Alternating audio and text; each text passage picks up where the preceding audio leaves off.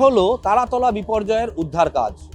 সরকারি না হলেও পুলিশ সূত্রে যা খবর তাতে এই মুহূর্তে আর এই যে গুদাম ভেঙে পড়েছে সেখান থেকে আর কাউকে উদ্ধার করার খুব একটা কাজ বাকি নেই এই মুহূর্তে।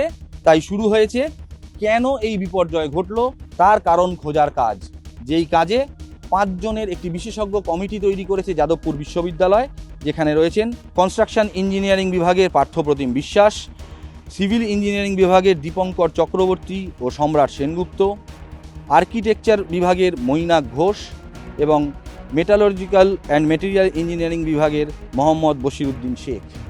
এই 5 বিশেষজ্ঞকে নিয়ে যে কমিটি তৈরি করা হয়েছে তারা এইখানে ইতিমধ্যেই এসেছেন।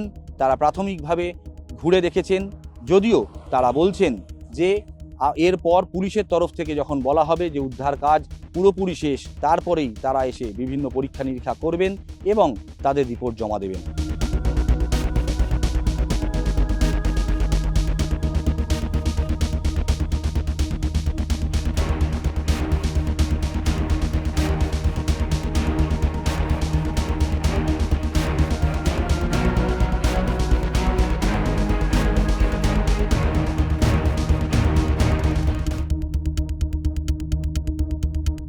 একটা কম্বাইন্ড টিম করে করছি। একটা স্ট্রাকচারাল ফেলিয়ার যখন হয় তার তো অনেকগুলো ডাইমেনশন থাকে।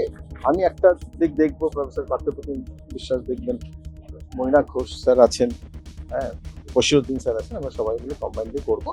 আর কলকাতা পুলিশের পক্ষ থেকে আমাদেরকে অ্যাপ্রোচ করা হয়েছে। আমরা আমাদের মাননীয় উপাচার্যের অনুমতি ক্রমে এখানে এসেছি।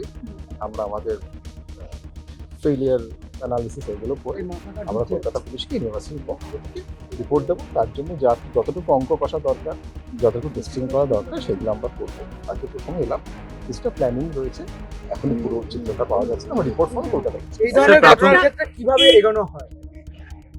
প্রত্যেকটা দিক খতিয়ে দেখা হয় আর কি, যে যে কারণে এরকম ধরনের কোল্যাপস অতীতে যা হয়েছে, কি কি কারণে হয় তার সম্বন্ধে তো আমাদের একটু ধারণা আছে, সেগুলো তো আমরা প্রাথমিকভাবে কি মনে হচ্ছে আপনাদের এই বিপর্যয়ের কারণ?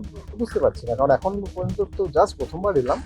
ডেটাগুলো কালেক্ট করে সেগুলোকে অ্যানালিসিস করে তবেই আমরা মোটামুটি একটা কলকাতা পুলিশ যে বিশ্ববিদ্যালয়কে অনুরোধ করেছিল, আমরা এর আগেও ইনভেস্টিগেশন করেছিলাম। তার ভিত্তিতে এই টিম তৈরি হয়েছে যে এবার দীপঙ্কর বাবু আপনারা রিপোর্ট দেবেন কোনো? নিশ্চয়ই আমরা যখন এসছি, দেখছি, কাজ করছি, ফলে কোনো একটা রিপোর্ট নিশ্চয়ই দেওয়া হবে। কোনো একটা এখনো উদ্ধার কাজ শেষ হয়নি, আমরা দেখতে পাচ্ছি এখনো ইন্টারনেট পরিস্থিতি উদ্ধার কাজ শেষ হওয়ার পরেই আমাদের বাকি কাজটা শুরু হবে। কারণ ফ্রি অ্যাক্সেস পাওয়া দরকার সাইটে, কিছু টেস্ট করতে গেলে সেটা না হওয়া পর্যন্ত হবে না, সেটা শেষ হলেই করবো। এই ধ্বংসস্তূপ সম্পূর্ণভাবে সরানোর পরে সরানো না, ধ্বংসস্তূপ সরানো আর উদ্ধার কাজ শেষ হওয়ার মধ্যে একটা তফাৎ। ফলে উদ্ধার কাজ শেষ হওয়ার পরও যে ধ্বংসস্তূপ পড়ে থাকবে সেখানেই আমাদের বেশ কিছু টেস্ট করতে হবে, সেগুলো আমরা করবো। তারাতলার বিপর্যয়ের প্রায় 75 ঘন্টা অতিক্রান্ত। যেমনটা আপনারা দেখলেন, ইতিমধ্যেই এখানে বিপর্যয়ের কারণ খুঁজতে এসে পৌঁছিয়েছে যাদবপুর বিশ্ববিদ্যালয়ের বিশেষজ্ঞ দল। এমনকি আমার সহকর্মী সুমনকে বলবো যে ছবিটা দেখাতে, এখানে কিন্তু আর দেখা মিলছে না এনডিআরএফ, আর্মি, পুলিশ বা দমকল কোনো প্রতিনিধিদেরই। আমরা আস্তে আস্তে দেখলাম ফিরে যাচ্ছে এনডিআরএফের বাস। অর্থাৎ গতকাল যে কথাটি বলেছিলেন মুখ্যমন্ত্রী শুভেন্দু অধিকারী, কার্যত সেই পথ মেনেই বলে যাওয়া যেতে পারে যে উদ্ধারের কাজ প্রায় শেষ। এবার শুরু হবে তদন্তের কাজ। কেন ঘটেছিল এই বিপর্যয়, কার দায়, কাদের দায়ে ঝরে গেল এতগুলি প্রাণ, এবার সেদিকেই নজর দিচ্ছে প্রশাসন।